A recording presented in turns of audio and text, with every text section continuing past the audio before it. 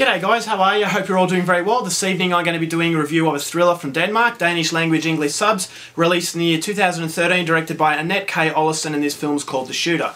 Now The Shooter takes place in Denmark. You've got the politicians who are vying for a spot. They want to be elected. So this particular politician promises that if he's elected he won't do any oil drilling in the Antarctic. So this is ultimately what gets him the vote and he becomes in power, and this is where he does a backflip. Now that he's been voted in, the public see this as a lie, because he now says that for the country's progression he is going to take up a spot in the oil drilling in the Antarctic, and this is going to have grave consequences on the environment, but he sees bigger and better things for the country. So this is not going to win over the public. They see this as a betrayal of trust and they want answers. So they get this very well-respected journalist to ask all the tough questions that ultimately put this politician in a very awkward spot, and they back him into a corner.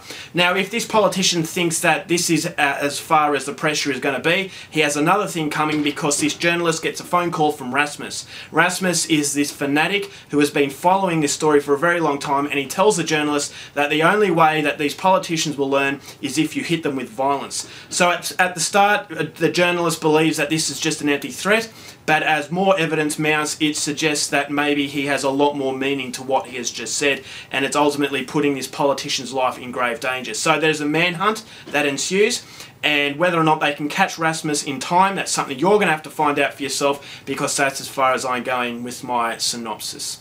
Now my thoughts on The Shooter. This is a really interesting film. Now this is a political thriller, and straight away I was reminded of a film called In the Line of Fire, which was a great American film about a fanatic who was threatening to kill the president, and basically the manhunt and the story unravels. So it's basically a Scandinavian version of that. Now In the Line of Fire is one of my favourite films, Clint Eastwood and John Malkovich. I thought the chemistry between the good guy and the bad guy is really well done, and the side stories to those characters were really interesting, and the level of curiosity is what kept the film going, and you feel that that was going to amount to something really big, and the climax is very rewarding. So In the Line of Fire is a brilliant film, and I thought that this movie, if it had the patience that In the Line of Fire had, it would have been equally as memorable. But unfortunately, Annette K. Olesen has basically skimmed the surface of this film. It is basically a movie that doesn't have any patience. The characters are not gone into enough for you to really care. So they're very hollow and cardboard cutout, which was a great shame, because the characters, the actors playing the characters in this film were so good. Kim Bodnia, who was an absolutely fantastic actor, he played Rasmus. Now Rasmus is basically the John Malkovich of In the Line of Fire, but John Malkovich's character, he had a certain way about him that made him frightening. He had a side story where you felt that he had been tortured to the point where he wasn't going to stop. But Rasmus's character, it has the mystery, but it doesn't have enough quality in there to make you really care about it. And that's ultimately what the downfall of Shooter is that you're watching it and you think to yourself, why should I care what happens? I don't care about this politician. Now, the politician and Rasmus's character, they fight between each other, and it really reminded me of Clint Eastwood and John Malkovich. But as I said, the chemistry between John Malkovich and Clint Eastwood was really well done, and it felt like good versus evil, whereas in this film they're both very hollow. You don't care about the politician, he's lied, and that's all that he has with him.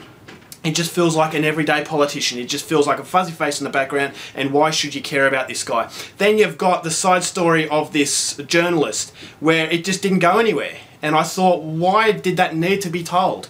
And ultimately that is what the film has. It has a lot of unnecessary value that brings it down in a major way. Now Kim Bodnia, Nikolai Lee-Kaus, who plays a politician, and the main character of the journalist, fantastic actors, but unfortunately have absolutely nothing to play with. The script is poor. It goes absolutely nowhere. It does fall down a very predictable road. At the end of the movie, you know exactly how it's going to finish. So it's very anticlimactic, although I wouldn't say anticlimactic because it doesn't really build itself up to be anything thrilling.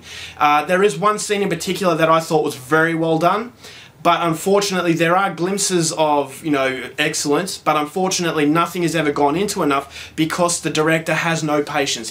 She didn't have the patience that the director of The Line of Fire had, and unfortunately, you know, although I compare them both, I will say In the Line of Fire is definitely the type of film you have to go for if you like political thrillers, because this movie, it does have the political side of it, you know, how politicians will lie to get what they want, but that's basically the most interesting part of the film, because nothing is ever gone into. You got the curiosity, but no questions are really answered, and they're just hollow cardboard cutout, you know, caricature sort of characters that you don't care about. And by the time the thrilling aspect kicks in, yes, there is one very good scene, but apart from that, there is just nothing that is going to warrant a repeat viewing or anything that you're going to remember in a few days' time. So as I said, very predictable the way it finishes. The atmosphere was okay, but unfortunately it just felt to me that all these really good elements in the film, especially the actors playing these characters, it felt like they were not utilised, and ultimately what it was just a massive waste.